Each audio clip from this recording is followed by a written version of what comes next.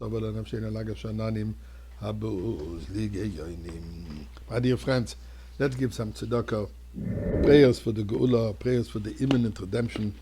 The Jewish community worldwide just lost a good friend who cared for each and every one.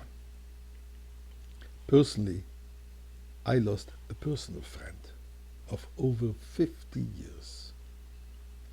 Our friendship started in 1969 when I arrived to 770, which is the Rebbe's headquarters, and looking for a place where to squeeze myself in for the Farbrengen. And I eyed a spot on the second row of the bleachers. Let me explain. 770, a huge shul where the Rebbe would hold his Farbrengens. Farbrengens, which means speaking to the crowd. Thousands of people assembled. And every single one is eyeing and looking for the best place possible to be able to hear and see, especially on Shabbat when there is no microphone. So I eyed the spot on the second row of the bleachers on the left side of the Rebbe and hoping to squeeze myself in there, although quite full. And then suddenly, didn't really know him, a bacher, slightly older than me, says, "Komm mal ruf, sit dort noch Platz. Come up, there is more place." This bacher was none other than Moshe Kotlarski, and we developed an ongoing friendship. And I think that those words, "Komm mal ruf," come up, reach higher, can encapsulate Rabbi Moshe Kotlarski's life. Always reaching higher. What else can we do to advance the Rebbe's message and the campaigns? What more programs? What more Chabad centers? More projects? All, including his latest campaign, 1 billion mitzvahs. Seeing that every Jew around the world should do a mitzvah. Whenever I came to him with an idea, a project, and there were many of those, he was ready to hear, to partner, to support, as long as it was action-oriented, tachlis. Let me share with you a few words that Sivan Rahav, a very famous blogger in Israel, wrote just yesterday.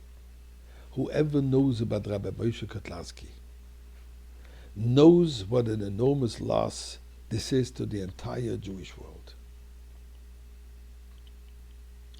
But most of those influenced by Rabbi Kotlarski have no idea who he was.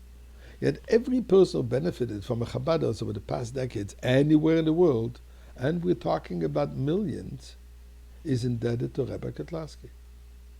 He was a father figure to Chabad Shluchim all over the world. His residence was in Brooklyn, but he lived mostly in airplanes. He personally knew just about every emissary and many of their children. Nothing was too small in his eyes, not to merit his attention. And when it came to his dreams, nothing was too big. His inspiring vision and passionate speeches raised millions of dollars for Jewish education and for assistance of the needy. There are many bulldozers who are unstoppable in reaching their goals, and many are sensitive mention. But there are precious few, and Rabbi Kotlarski was one of them, who are both. At the large annual kinnus, the gathering of the Chabad emissaries, Chabad Shluchim, everyone waited for the famous roll call, when Rabbi Kotlarski would announce all the places in which Shluchim, new and old, were served their local Jewish population. Each year, it seemed there was another country, another flag on another continent, another consulate or embassy of the Rebbe. His efforts, in fact, encompassed the entire Jewish world. And at the end of the list of every place on earth where a Chabadist could be found, he would declare, "A round of applause for the whole world." He suffered from health problems for many years, but he kept on going and doing. After all, we must welcome Mashiach. Recently, unfortunately, his health worsened. And she concludes, "Last Shabbat, I met in Jerusalem a Chabad woman, a shlucha on one of the American colleges. She said she went to the Koisel and prayed for him. She imagined how at this very moment, at the height of the war, redemption would come. And the famous roll call would be proclaimed here, since all the diaspora communities would be gathered together in Jerusalem. Yes, Moshe, we're ready to hear your particular and unique roll call in the Beis Hamikdash next to the Rebbe Melech HaMashiach. A round of applause for the whole world.